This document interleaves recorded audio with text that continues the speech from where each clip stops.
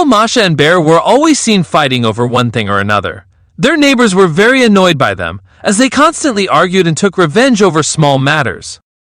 One day, Masha left her house for some work and passed by Bear's house. While walking, an important and necessary paper fell from her pocket onto the ground.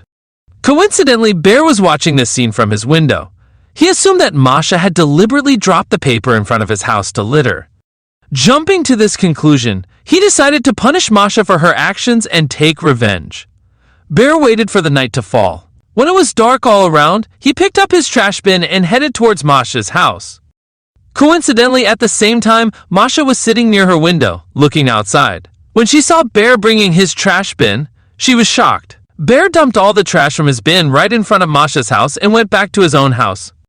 Masha was surprised and came outside to inspect the pile of trash.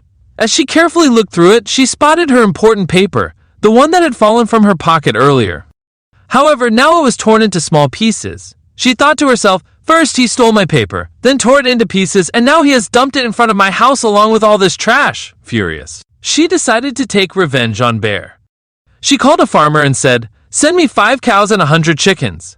Then she gave Bear's house address instead of her own. The next morning, she heard the voice of Bear's neighbor's boy arguing with the delivery man over the cows and chickens.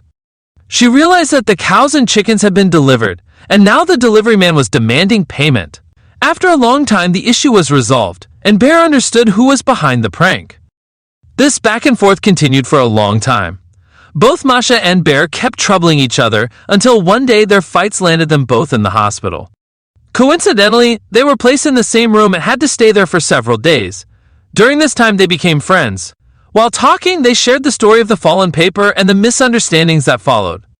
They were shocked to realize how much damage they had caused to each other unintentionally. That day, they finally understood how unnecessary their fighting had been, which had harmed both of them. Dear children, the lesson of this story is that good and kind children never fight with each other because the result of fighting is always bad.